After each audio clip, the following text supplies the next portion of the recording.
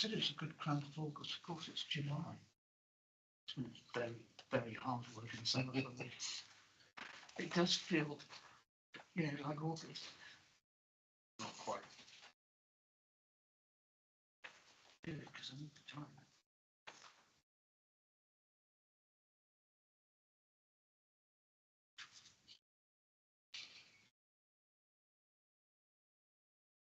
It's like waiting for church service to start.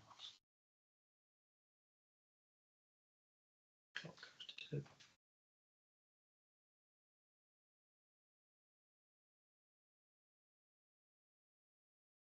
Good afternoon, ladies and gentlemen. Welcome to this meeting of the South Planning Committee. We are not expecting a fire drill today. In the event of the alarm sounding, please leave the building and gather on the front of the building. I'm obliged to inform you that this meeting is being live streamed and recorded. Could I ask you please to ensure all mobile phones are switched off? In order for those watching and live stream know who is speaking, could members and officers introduce themselves prior to speaking? To ensure that members of this committee and all points raised by the public speakers are properly heard, I must advise you I will not tolerate any disruptive behaviour. This is a meeting held in public and not a public meeting, and if such behaviour takes place and persists, I will adjourn the meeting. I will now ask councillors and officers to introduce themselves. Caroline Bagnall, I'm councillor for Broseley. Christian Lee, Shropshire Councillor for Bridge North East to Ashley Adams. Hilary Lane, councillor for Church Stretton and Craven Arms. Nigel Lundy, councillor for Albright. Ed Potter, Leighton Division. Andy Boddington, Ludlow North.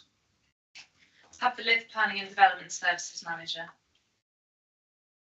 Councillor Robert Tindall, representing Brown Key.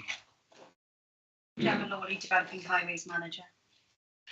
Tony Parsons, councillor for Basin Hill, Colin and Son. Nick Hignett, councillor for Ray Valley Ward. David Evans, councillor for Church Stretton and Craven Arms, and also chair of this committee. James Felton, solicitor, Shropshire Council. Charlotte Morrison, Development Manager, South of Shropshire. Jacob Collett, Planning Officer, Southern.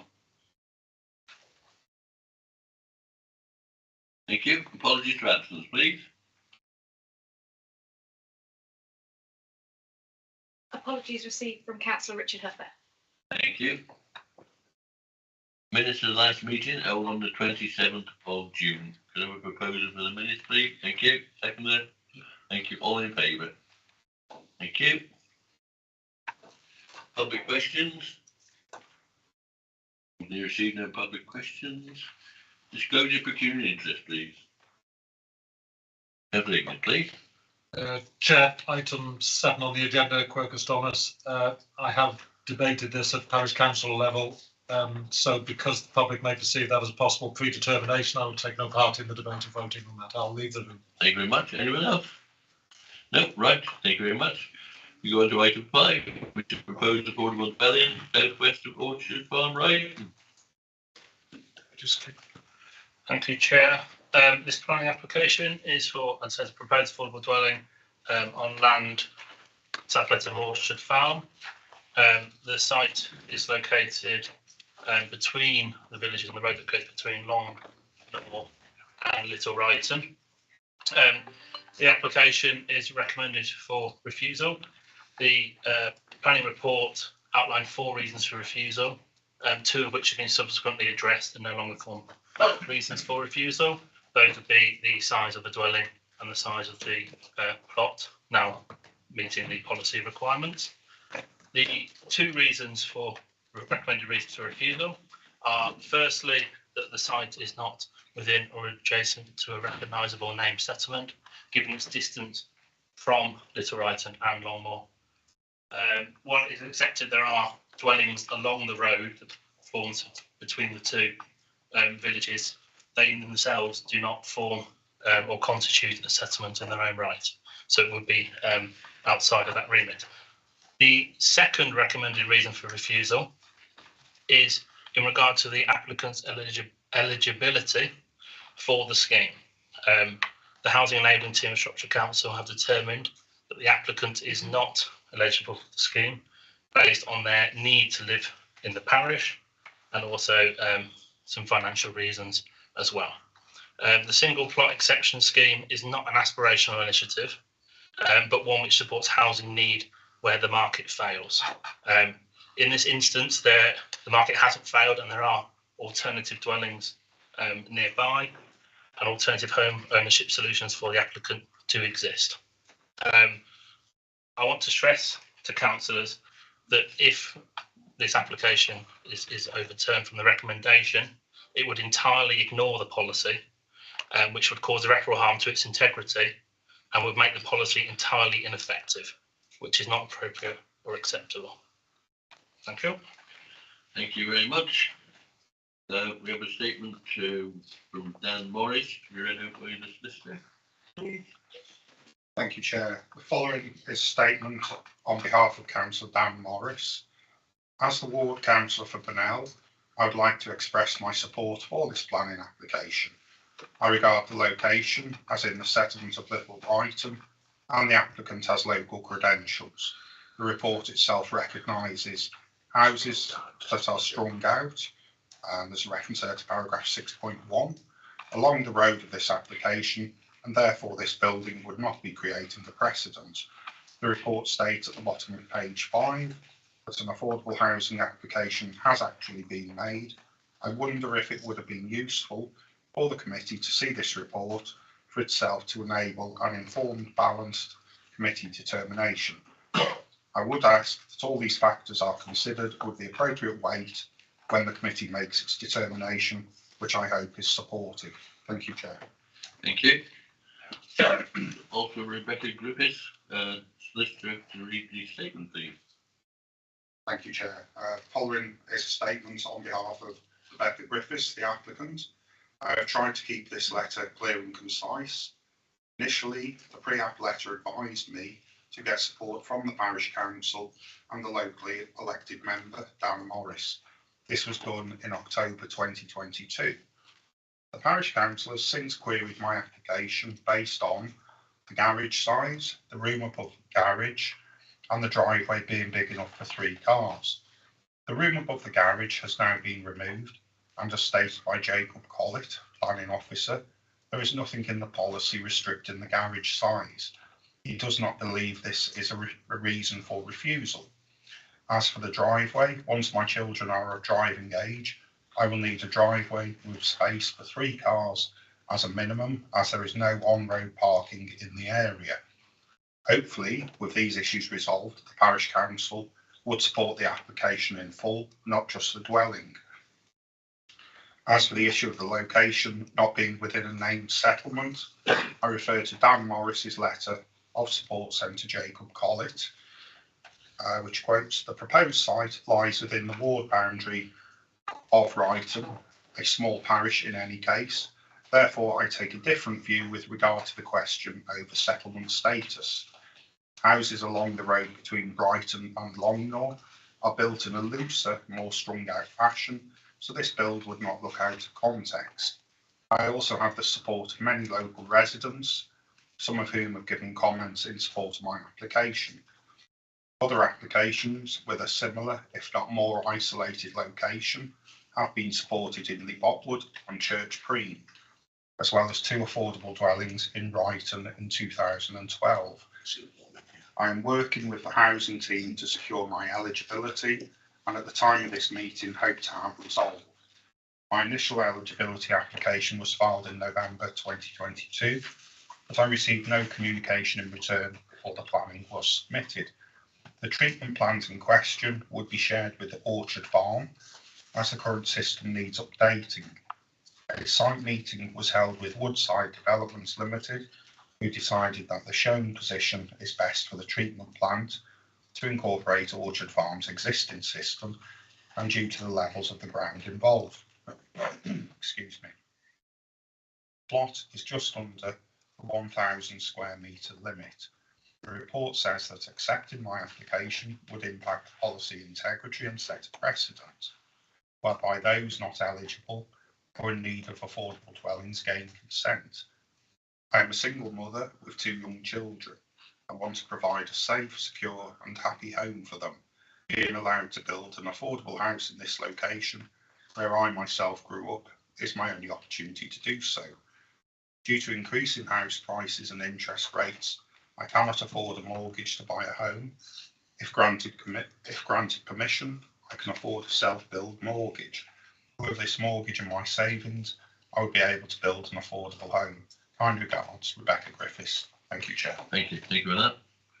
Right, Councillor Bollington, please. Thank you, Chair. It's not an easy one as such. And a question for Jacob. You said to use different words. It drives a coach and horses through policy. I presume you're referring to affordable housing, not locational policy.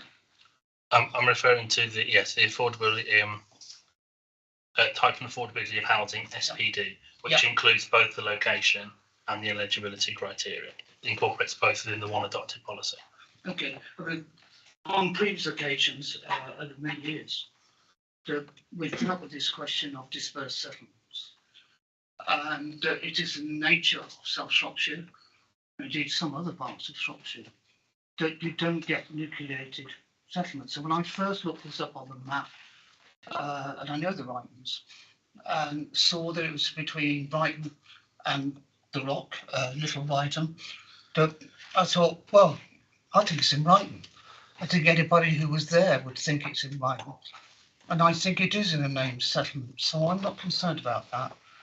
What does concern me is eligibility. And I think it's far more critical. We've heard a good case, actually, for it. That's swaying my mind perhaps towards acceptance, I don't know. But I think it's unfortunate that all we have is one line comment in the report saying an application has been received, but it's not considered acceptable. But we haven't really got any details on that. And I'd really have liked to have some more detail before making a decision. Thank you. Again, the budget, please.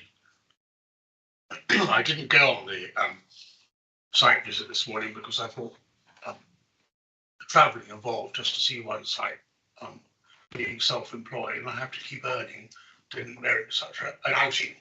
However, I did look it up on the computer and saw the location. I, like Councillor Andy Bollington, I'm not concerned about it not complying with the location. I think it almost certainly probably does. What worries me, though, is obviously eligibility, which is very, very strict. I imagine it's Claire Hughes who has determined that. So I'm trying to look at the planning officer, but he's shrinking violence. There you are, I think. I'm nice to see you. I presume it was Claire Hughes who said she wasn't eligible. And the second, which I mean, I think that's it. The second thing, which I think makes me consider that the officer's recommendation should be accepted, that you said it was over 100 square metres. The external measurements measured internally. That doesn't contradict itself. And that the site is bigger than 0.1 hectare. Yes, as I stated in the thingy on. You need to turn your other one. You've got 2 minutes. Turn mine off. Right, come on. As I said in the brief, and those recommended reasons for refusal have been addressed.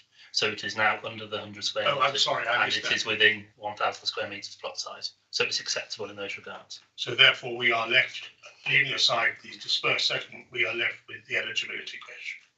We are left with location and eligibility. Well, As the two recommended reasons for reviewing, yes. Thank you. Thank you, Chairman. Okay. Ben Potter, please.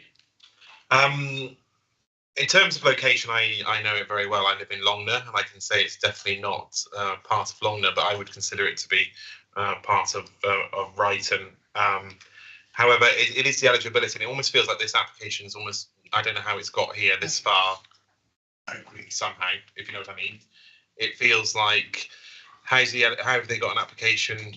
I might be being naive to this stage if the eligibility hasn't been. When I work with my residents around local need, we establish the eligibility first. Yeah.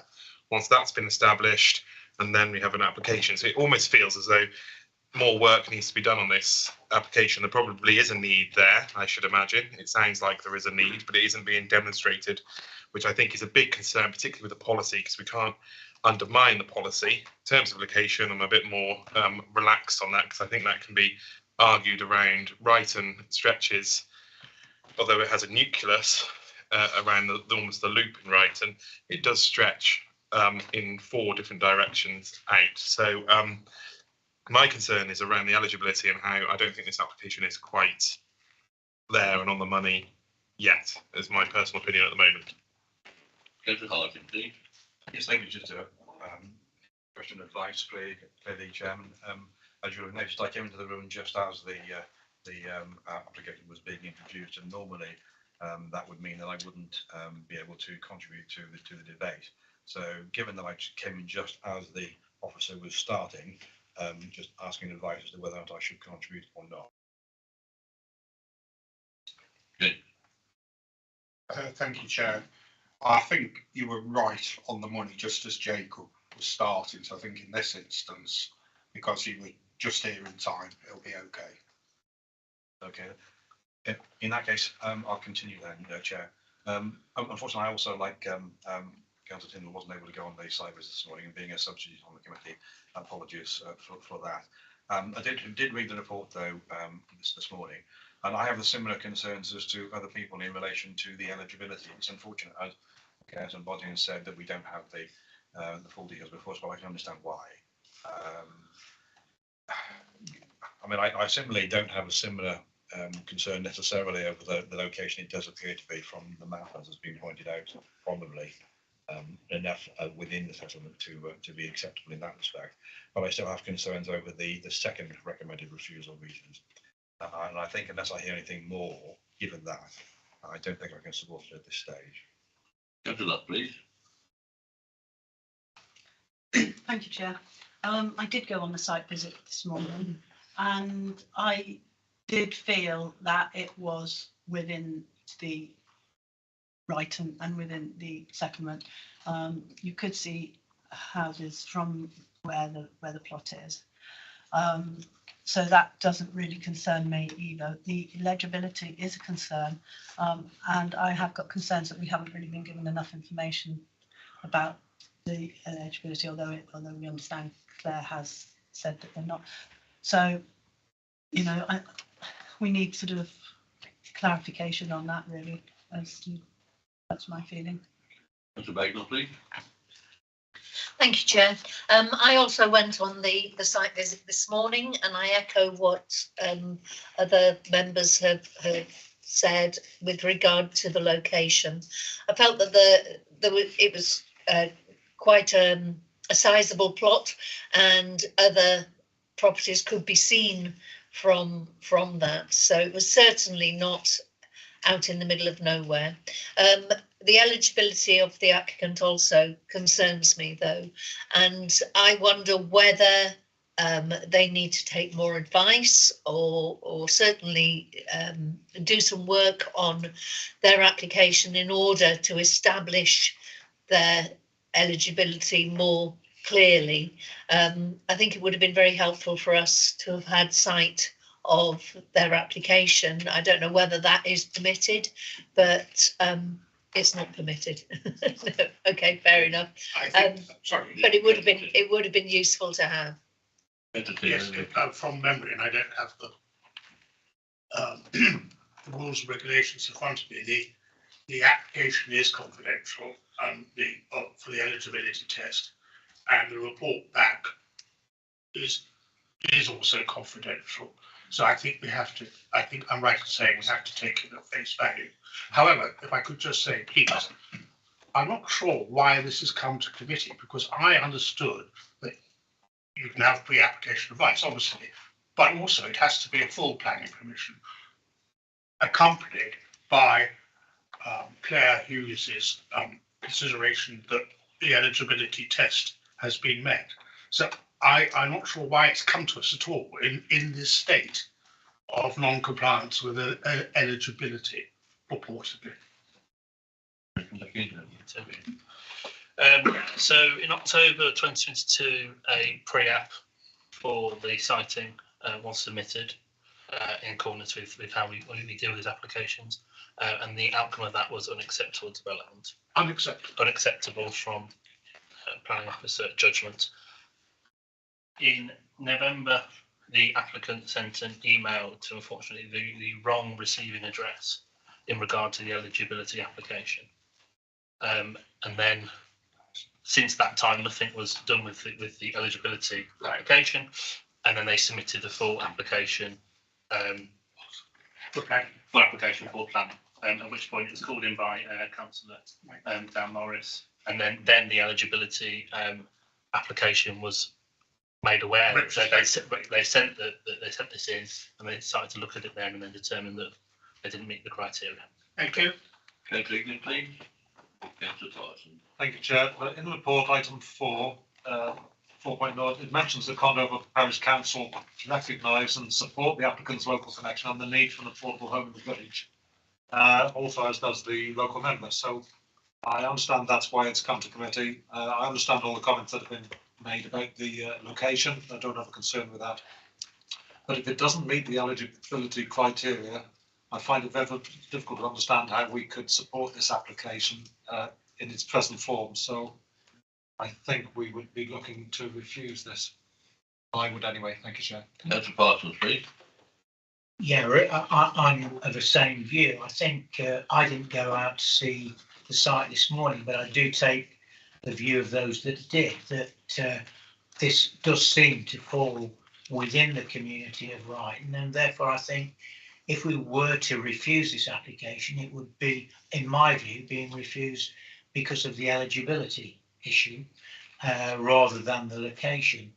And so I'll move that it is refused on the grounds of eligibility for this development. Of the applicant. Of the applicant, sorry, yeah. Didn't mean to put words in. Could there be more information on the eligibility? It wasn't confidential.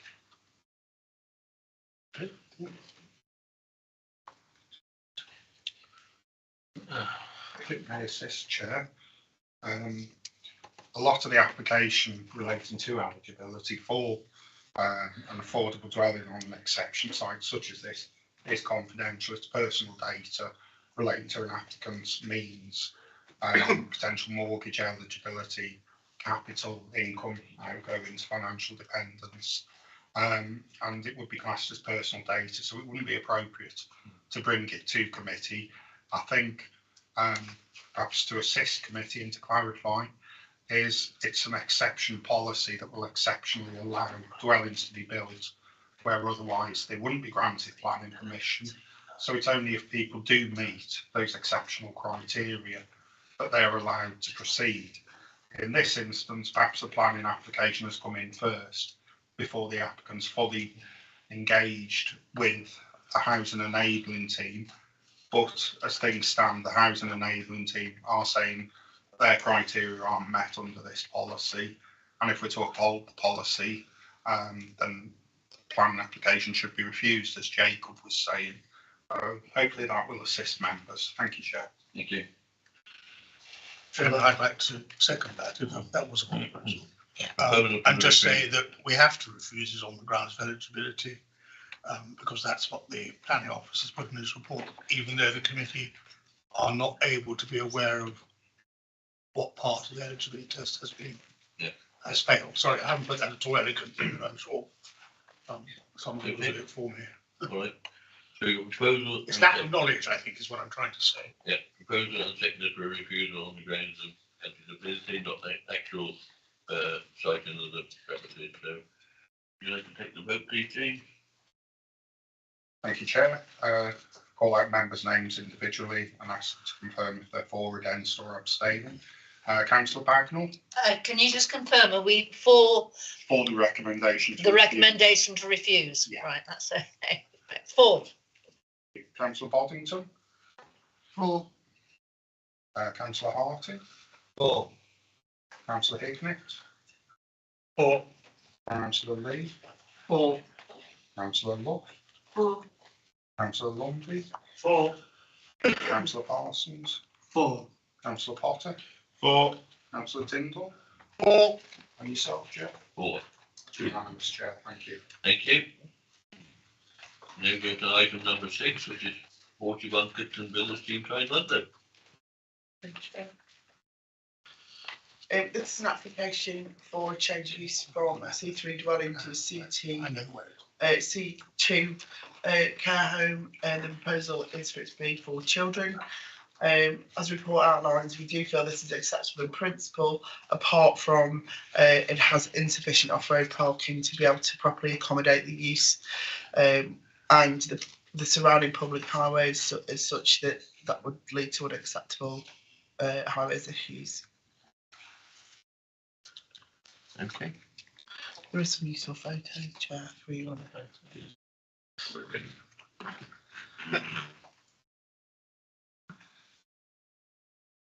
Just to clarify, is it that end terraced property?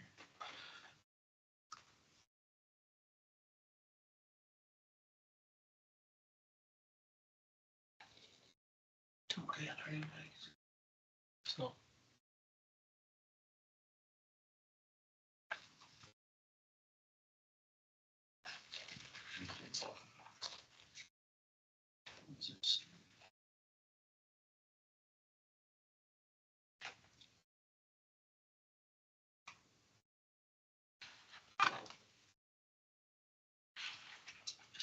Can you tell us what's behind the white wall in the photographs? Oh, I can. Want me to tell them? Yes. It's now got static containers that it's just starting to fill up. It used to be the old gasworks and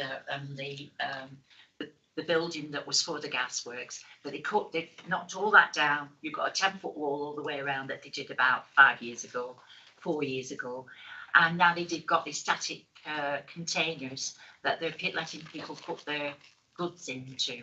We've only got about 4 or 5 at the moment, but they've been told it's going to be full. Thank you. Just the last photo, so the one on the right, the applicant has come back since the application was submitted to suggest that staff working at the property, which apologies for the photo, I thought it would be something bigger than that on the screen. If you look at the bottom of the screen, the right hand side of the 2 red arrows, and then the car park where they're suggesting they'll get an annual pass for staff is just by the blue arrow at the top.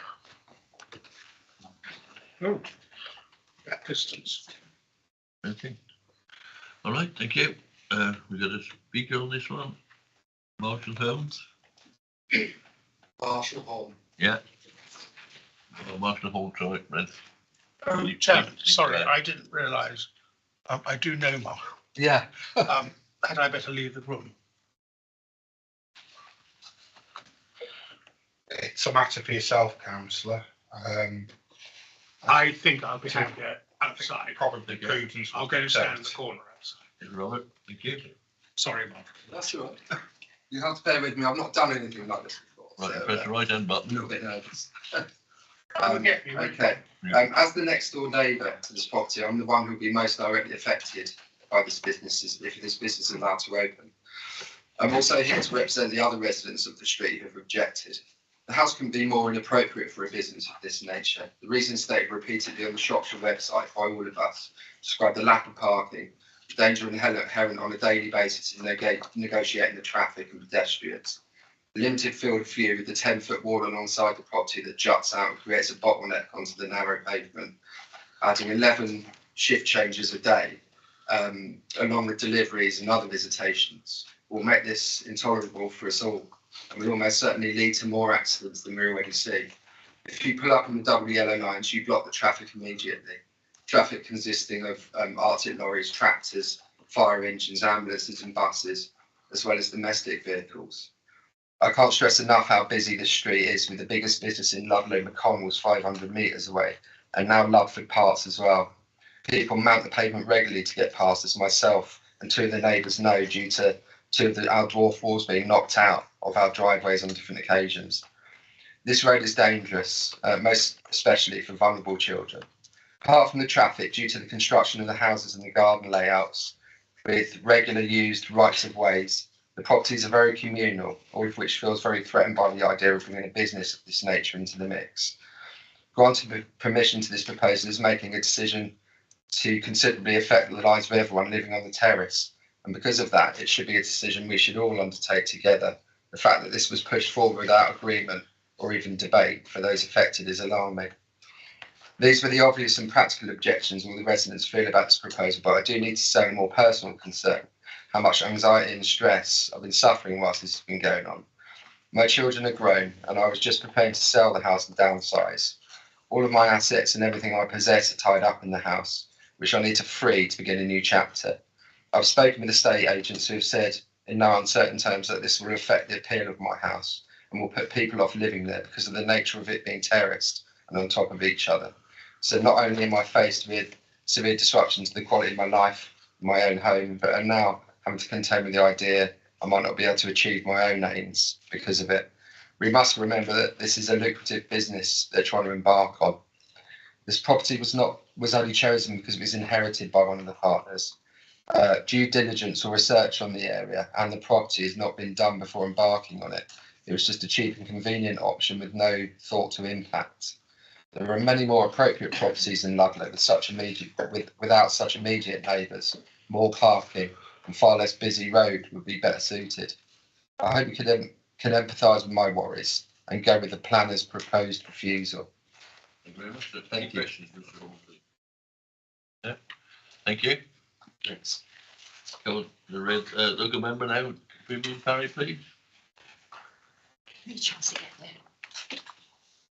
That's it. Just a bit stiff when I stand up. There we are. 5 minutes to address the committee. Thank you. Right. Am I done the right one? Yes. I'd like just to say that I've lived in Ludlow for 15 years this next year. But I've lived in this house, which is the opposite end to these terrace houses, for 23 years. When you come over from Overton Road onto Ludford Bridge, the first thing that cars do when they don't want to go into the town centre is to come down Teamside. Teamside is a cut through. It's a very, very narrow road, but everything comes down there. When I first went there, there were hardly any businesses except for McConnell's and TNT Tyres. And so really, you expect it to get busier, but not as busy as what we've got at the moment. When you go down, most people cut through to Shoot Road, to Gelford, which takes you into the town centre where you can park, Sandpits Road, Paris Road. And when you come out at Weeping Cross Lane, the entrance is very bad. McConnell's have asked many a time if they could have better signage and everything, because they have problems at Toppers 4 when they're coming out. Every single car, which is over 100 cars, lorries, vans and all sorts, come out of McConnell's at the same time. So they either go up Weeping Cross Lane or come past the houses where they are. We have had several incidents, as I've said, at Weeping Cross Lane, and in fact we had 2 deaths a few years ago. There is a large car park, which is Smithfield Car Park, and if you're a touring bus, that is where you go. So you can imagine the size of the touring buses that come past my house. We get lorries, we get the 722 bus, which comes past I think it's every hour now, and all this starts at 5 o'clock in the morning. I find it very hard to sleep from that time. I'd like to give you an idea what we've got on that road. At the top of the road, we've got the fire station. So we've got the fire engines coming in and out. We've got Wicked Van Hire with lots of vans and cars that they rent out to people to collect things. We have next to that a man who sells things away, furniture. He's got a big warehouse at the back. It's full of furniture. He parks the lorries on the road. We have a milk machine which sells milk right next to it, and they park the cars on the road to go and buy the milk. We then have TNT Tyres, which is very, very busy and always has been. It's been there a long time. And they go in and out all day long. We have 38 houses in Friars Field, which have 2 and 3 cars in and out. A look for parts have come next door. We have 20 vans, I counted them the other day, 20 vans and at least 10 cars parked on the front. Go a little bit further along and you have the furniture skin, which is now going to be a storage for cars and outside and in. We have the garage, which is on the corner, which is called the Ludlow Garage, which is full of cars. There is even a caravan on there, I noticed the other day.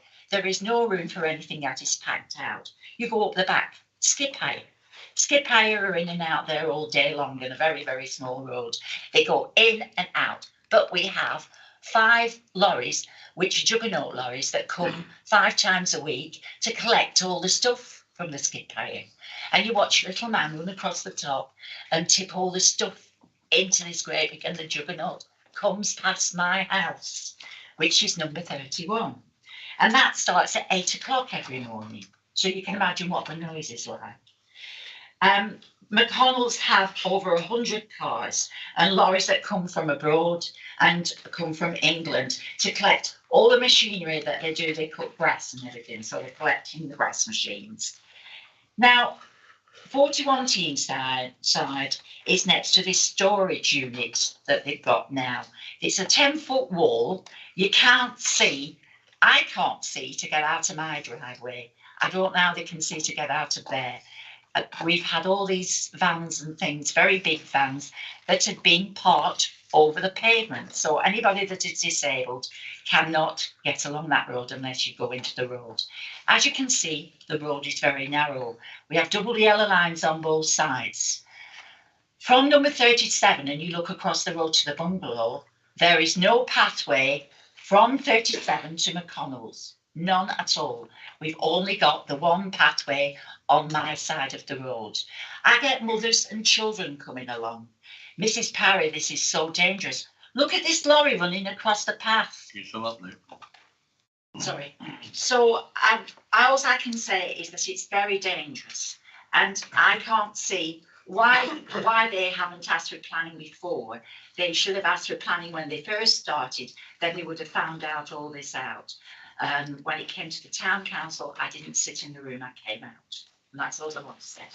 Thank you, Councillor Barrett. Any questions, please? Sorry. No, thank you very much. Thank you. Now call on Leading Greatwich, please.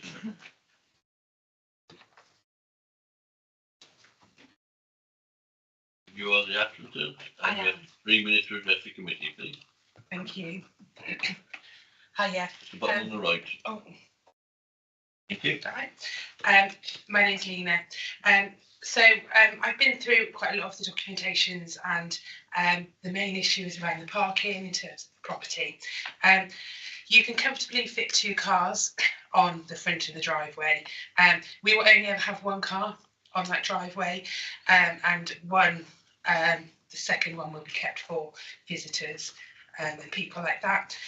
I'm not sure that parking on that arrow is correct, because the one that we're looking at is the Smithfield car park, which is a 7-minute walk away. That looks quite a long way, but it's a 7-minute walk away. So we'll be encouraging our staff to park there, but obviously that would be something that's discussed at interview, that there isn't on-site parking for their role, therefore they can use that. I've also looked into the park and ride scheme, which is slightly outside of Ludlow, but that is a bus, Teesside is a bus route for that as well. So we bring them directly to Teesside Street on that.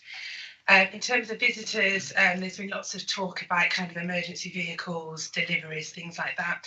We won't have regular deliveries. We will function as a normal family home, therefore we'll be going to Tesco's, and we'll be using the local community for our shopping. So we won't be having large vehicles being delivered. We won't be having lots of coming and goings through deliveries. That isn't what we're trying to do. We're trying to create a very normal family home for 4 children with learning disabilities, and I think that's really to make that really clear when you talk about children's home. The children that we'll be looking after are for children with learning disabilities and significant learning disabilities. they're not going to be children that have got that will do criminal damage and riot around Ludlow. That isn't our area of expertise. It is for learning disabilities. In terms of the staffing, there isn't going to be 11 shift changes throughout the day, and there's going to be 2 shift changes, one in the morning and one in the evening. If we have 4 young people, there'll be a maximum of 4 staff in the house, depending on the staffing ratios for the children. And they'll have a morning shift change, which will be approximately 8 o'clock, and then an evening shift change, which will be approximately 9 o'clock. We won't be having on-site education. Our children will be going off-site education like every other child that has that compulsory education. So they'll be going to local education provisions. They may be walking to the local bus stop to catch the bus to the college, like any other child within education would have. So we won't be having on-site education either. Okay, thank you. Any questions, please? Yeah. You say about 2 shift changes, overlap in those shift changes, obviously have to be a handover. Yeah. So that will be, we're looking at possibly a 15-minute handover. Day staff would start at 7:30, the night staff to finish at 7:45, so it'd be a 15-minute handover. Okay.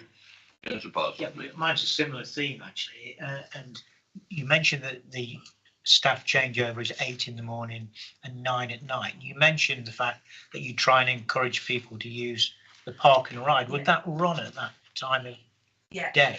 So I've been looking at when the park and ride finishes and when it starts. It certainly will be in place for the morning shift. The evening shift, I've had mixed messages about whether or not it finishes at 6 o'clock or it finishes at 8 o'clock. So I haven't got to the bottom of that one. Certainly Smithfield's car park is open 24 hours a day. Sure. And with the cost of that, we subsidise our staff for that. So currently it's £3.20 a day, or you can have monthly passes, which are £30 per vehicle, which we subsidise. Okay, thank you. Any more questions, please? Thank you very much. Thank you. So, Kendrick, please. Thank you, Chair. To me, this all seems to hinge on the highways, on 4.1 highways regarded as unacceptable development. I see that we've got a highways officer here, so there may be some further explaining to come on that.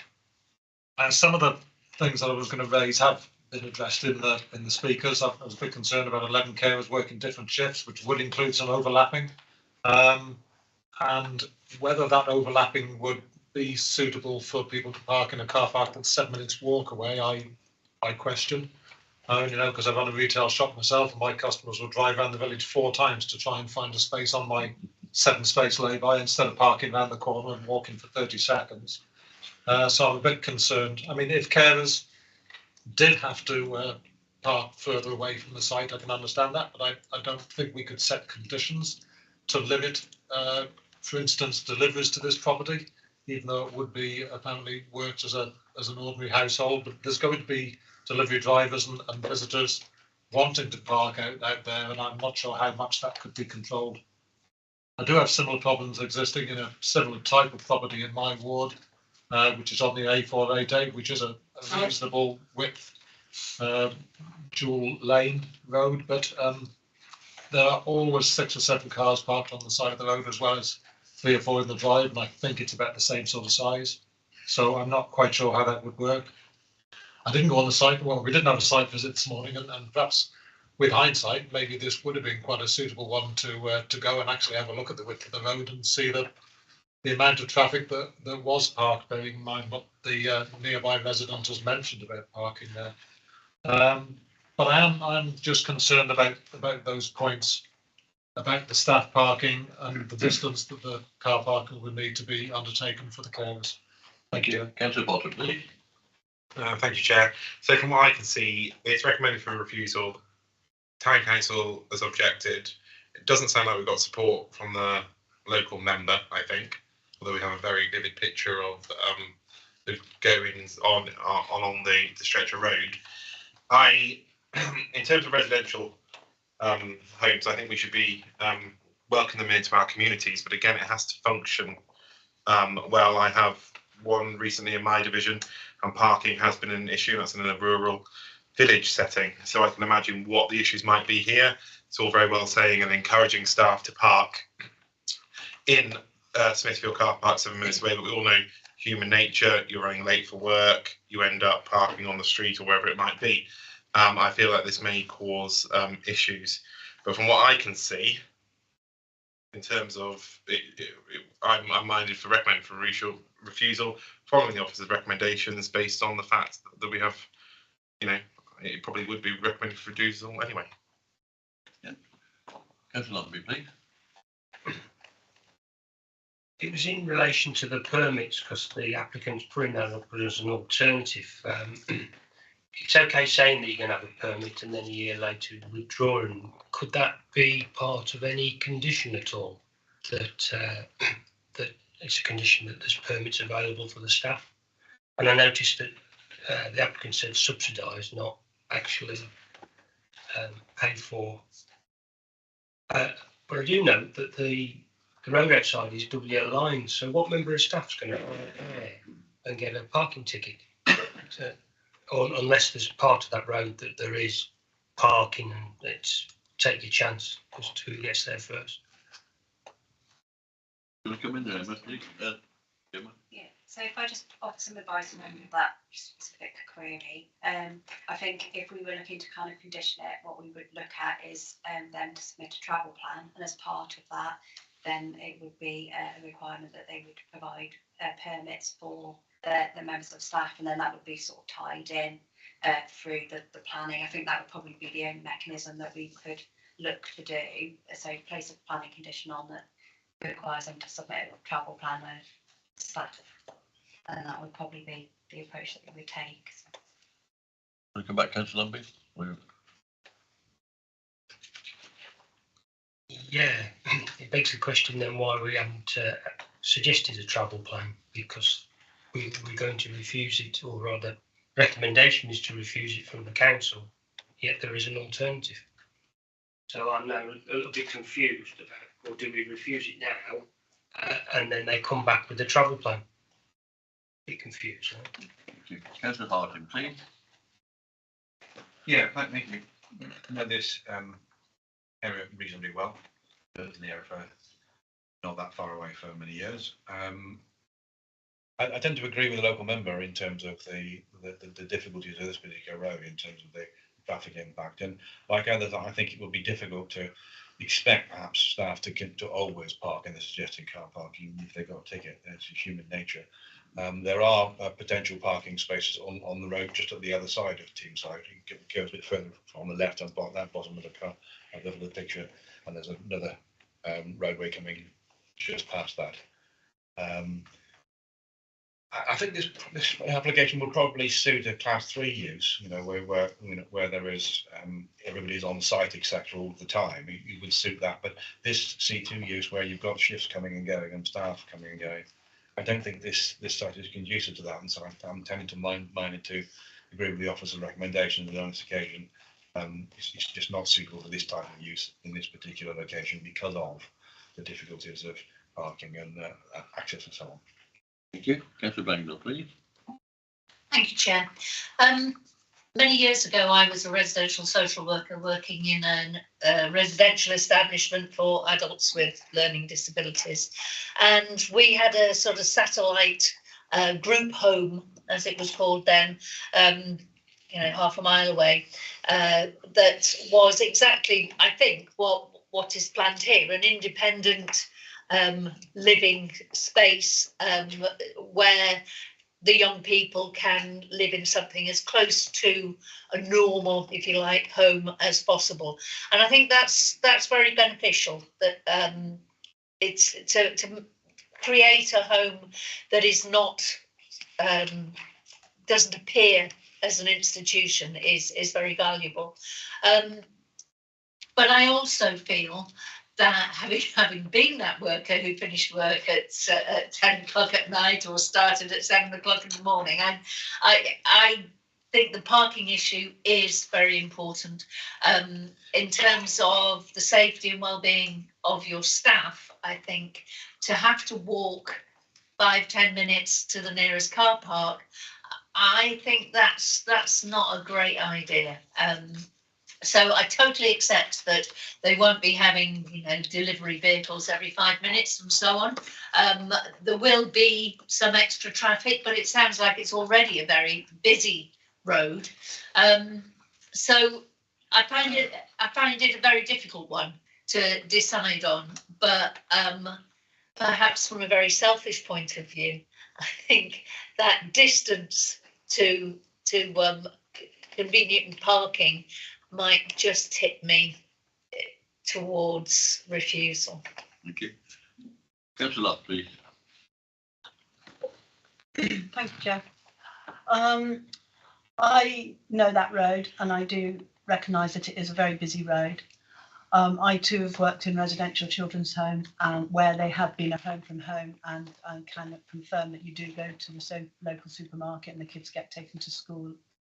That is a good way for children and it's to be recommended. But I'm also very aware that not only do you have staff coming and going, as they are children, you are going to have a number of social workers coming and going, and you will have LAC meetings presumably held in the house. It's usually held in the children's home. And I'm not sure that not only are the staff not going to be very keen on doing the long walks, I'm pretty sure the social workers won't be either when they have to come and visit. So the parking, I think, is a real issue. It's a shame because, we need these homes and these children need to be in places where they can be taken care of in a home environment. But I do tend to agree that this isn't appropriate due to the parking. So I won't be supporting this application for that reason. Thank you. Councillor Bollington, please. Thank you. There's not a great deal more to say to what's been said already, other than local detail. Now, I actually went on a site visit this morning because a 722 Park and Ride bus got stuck on this stretch of road just opposite the house. We had a delay of 12 minutes, which actually on a half-hour route is a lot. And it's because there were two large vehicles and they couldn't get past each other. There wasn't enough clearance even with the wing mirrors in. So, one had to mount the pavement, one had to reverse. The pavement is not as wide as this table, and it's really narrow and difficult. In terms of staff and parking, well, if you're a member of staff, then you're going to want to park as close as possible, which will mean Weeping Cross, which is not all double yellowed lined, or the stretch of Teamside, which Nigel mentioned, which goes to Steventon. And that create parking pressure there. I don't think that's suitable. I really don't think people at 8 o'clock on winter's night are going to walk up Weeping Cross when there's no one walking. There is traffic, but there's no one walking. It is lit, but nevertheless, there's that feeling of safety. And I certainly, if I had staff, I would not wish to ask them to do that sort of walk in the hours of darkness, which of course involves the mornings as well, because in winter it's not very light at all. So I'm certainly against this, and we'll be voting against it. And if Ed made a proposal to reject it along officers' recommendations, that along the lines of officers' recommendations, then I will second it. Okay. Councillor Lee, please. I won't say much more about it because what I was going to say about the safety of the staff has already been covered by Councillor Bagnall and Councillor Boddington, but I don't feel this is an appropriate location for this home, and it does sound a very busy stretch of road. Yeah, well, we say that it's a narrow road, there's yellow lines there, and the enforcement people, the officers that put people park on the yellow lines, I think they go at 4 o'clock. Also stop your parking there at night and causing a bigger congestion. We also get a lot of learner drivers when you're driving instructors, always go across that route. And as I say, I've been across it myself and I've seen problems with parking and everything else. So I'd be supporting the application to be reviewed. Thank you. Right, Councillor Potter, you making the proposal? Yeah, I propose to follow the officer's recommendation for refusal. Yeah, Councillor by taking the Bollington. Thank you. You take the vote, please, James. Thank you. Shall we come back? Tony check that out. Councillor Bonington, was discussing the staff safety issue, and I wasn't quite clear where you were in terms of that. So is it purely the officer recommendation, or is there something you want to add on about staff safety onto that? Happy to accept an addition of concerns around staff safety. So, adding a second reason for refusal, that concerns about safety given the lack of availability of nearby parking.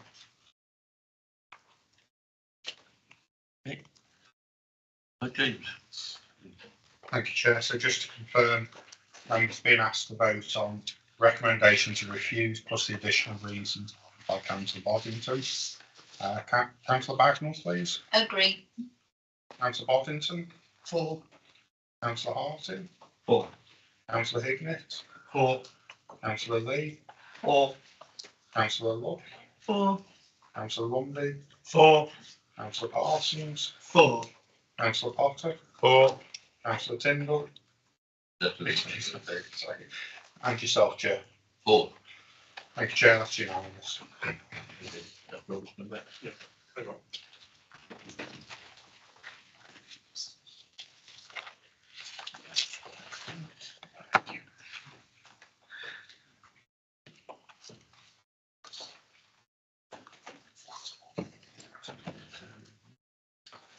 Robert.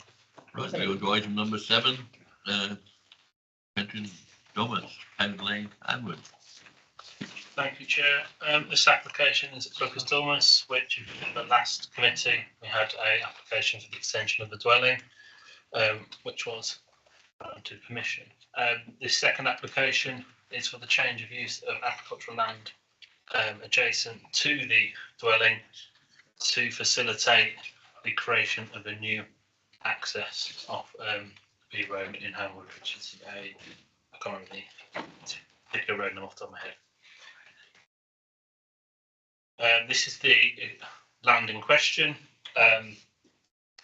Part of this land is a slight part of this land is already residential from the original single plot affordable dwelling application of the 1,000 square metres, and the access is proposed to be in this location here.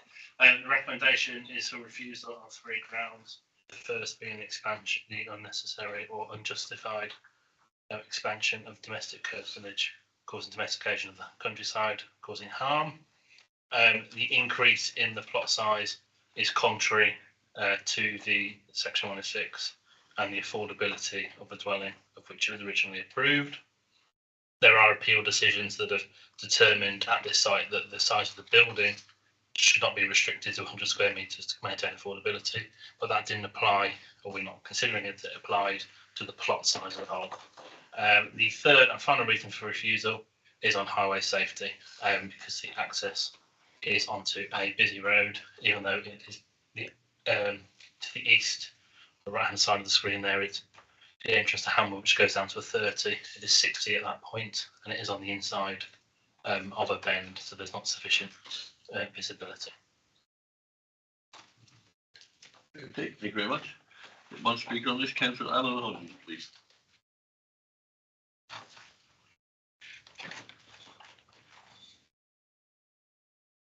You have 3 minutes to address the committee, so thank you. Thank you. Right then, that's it. Oswestry Parish Council is in full agreement with the reasons given for the recommended refusal of this planning application. However, there are 3 additional considerations which reinforce the views of case officer and highways that the proposed access is dangerous. 1, the pavement opposite is narrow with overhanging branches and regarded by parents taking children to school and dog walkers as hazardous, and believe that the proposed access increases the chances of a collision between pedestrians and vehicles on, as we've heard, is a very busy A road. Parish Council believes, of course, that pedestrian safety is of paramount importance. Secondly, highways make the point that the difficulty with visibility is the western visibility splay. This is difficult to achieve partly because the hedge boundary is in separate ownership, and the owner has informed the parish council that he is unwilling to modify the hedge. In early summer, this stretch of road already suffers from poor visibility. And thirdly, in connection with the access, the submitted access plan shows the existing access in the wrong place. This is very important. It is in the wrong place. If it was shown correctly, this would simply worsen the problem because the western visibility splay would be even more difficult to achieve. With regard to the extension of the garden area, this is not only contrary, as we've heard, to the policy for an affordable home, but is an unnecessary domestic intrusion into the countryside, which will not respect local context and character.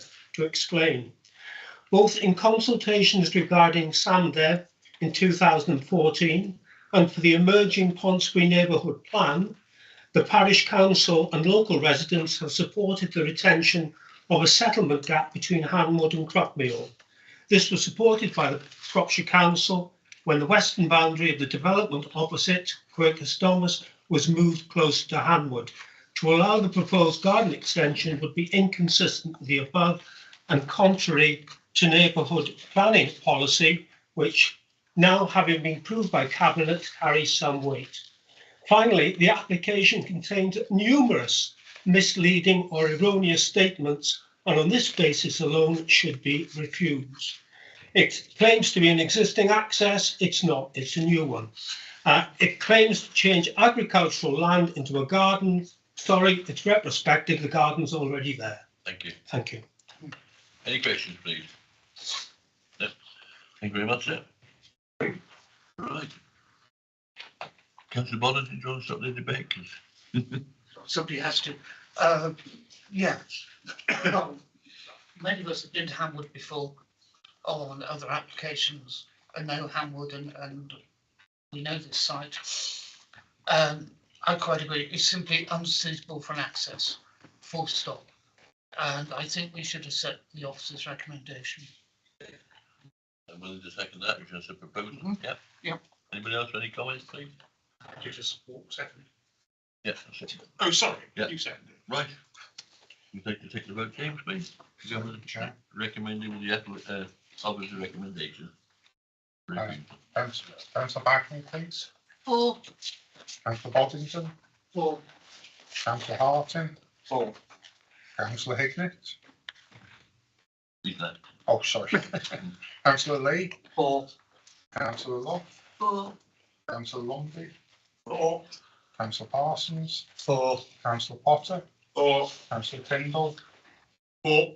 And yourself, Chair. 4. Unanimous, Chair. Thank you. Okay, thank you very much.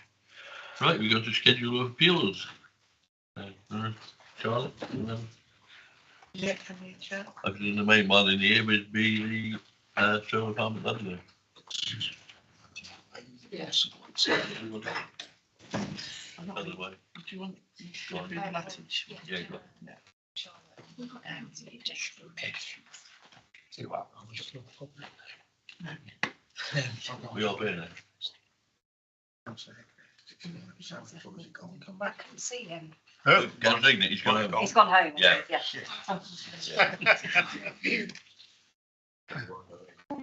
Just in terms of the appeals, Jack, it's helpful. Members might note the Latic decision is on the agenda, so I have just gone through it because it's quite lengthy and a little bit complicated.